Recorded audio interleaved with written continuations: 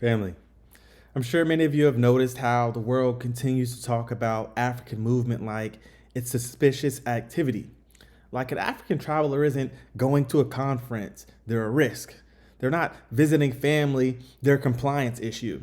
And now, the United States just expanded entry restrictions, hitting a growing list of African countries using visa overstay percentages as the headline reason. They're not managing visas, they're managing Africa's mobility. And remember, if you want more Africa First stories the Western media often ignores, hit subscribe. We don't chase the headlines, we chase the truth behind them.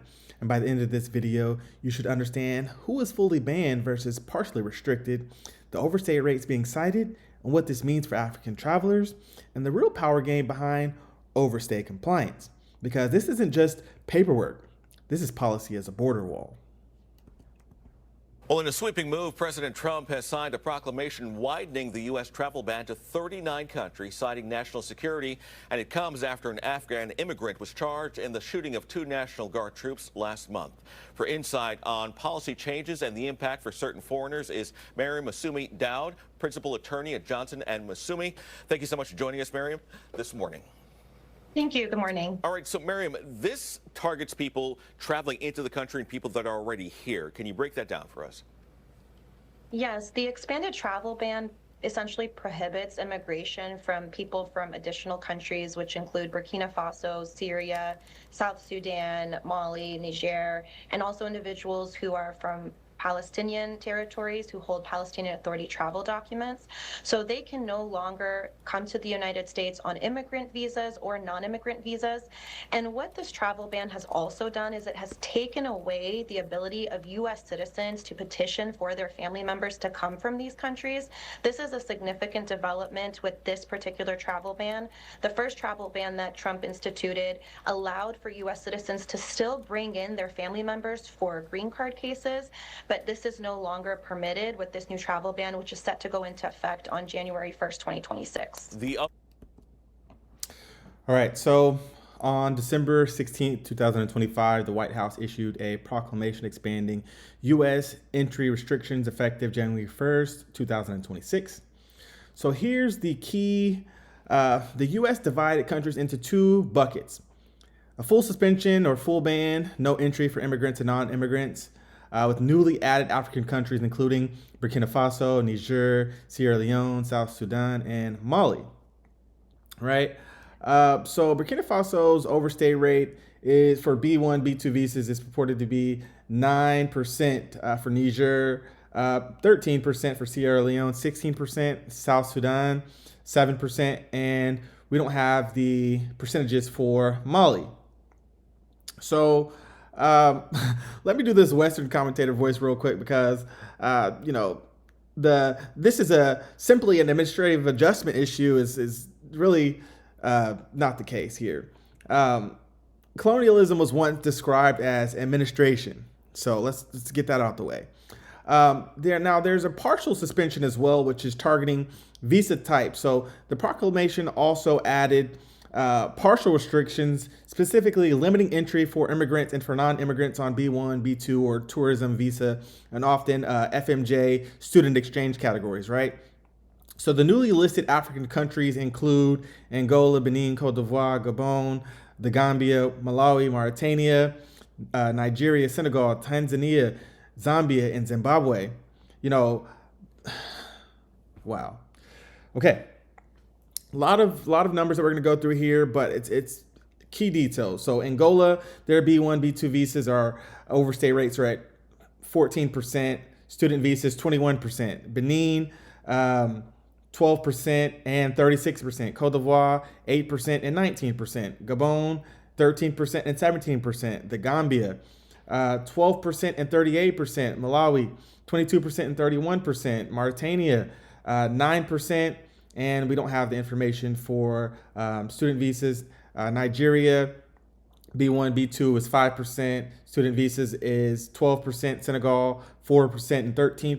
Tanzania, 8% and 13%. Zambia, 10% and 21%. Zimbabwe, 7% and 15%. So those are the numbers. That's the scoreboard that they're using, right? So The African countries that were already banned or restricted before this December update, because this is the part that the headlines skip. This wasn't created in December again, it was expanded in December. So back in June 2025, the U.S. already placed full bans on several African countries, immigrants and non-immigrants fully suspended, right? And that list includes Chad, Republic of the Congo, Equatorial Guinea, Eritrea, Sudan, Libya, Somalia, for an array of reasons, right? So when people say this is just a new crackdown, the truth is it's a widening framework and Africa's getting pulled into it in layers. So people think this headline means that overstays are high. So the U.S. is tightening policy. End of story, right? There's a much deeper global context here. Visa policy is not just travel policy, it's foreign policy with the passport stamp. And here's the quiet part. Even countries with lower B1, B2 overstay rates like Senegal at 4% and Nigeria at 5% still get hit with partial restrictions. So this isn't a clean math equation like, okay, overstay high, equals restriction, overstay low equals trust. No, this is a lever, a signal, or a pressure tool. So this matters for African identity and global mobility power because if you can't move, you can't scale business, you can't study freely, you can't build diaspora networks, you can't negotiate trade relationships on equal footing. And that's why this topic is not travel drama. It's an African capacity under a foreign gatekeeper, right? So they don't fear African overstays, they fear African access. So African travelers pay fees just to be considered. For many applications, the U.S. non-immigrant visa application processing fee is $185. And depending on the country, there's also visa issuance reciprocity fees after approval, right? So you can spend money, time, travel to an embassy, submit documents, and still get blocked by a blanket policy. And students get trapped into geopolitical weather as well. So look at some of the FMJ overstay rates being cited. So the Gambia, almost 40%, Benin, 36%, Sierra Leone, 35%. Now, rules are rules, but we still have to ask what procedures or what produces this outcome, right? Scholarship scarcity, unstable currency, conflict displacement, family dependency, and an immigration system that feels like a maze with extra walls. So businesses and conferences take hits as well. Diaspora professionals lose deals, startups lose investments, artists miss tours, right? Families get separated. That becomes a diplomatic cost because people remember who blocked them. They call it border security, but somehow it's always a way to secure their advantage first.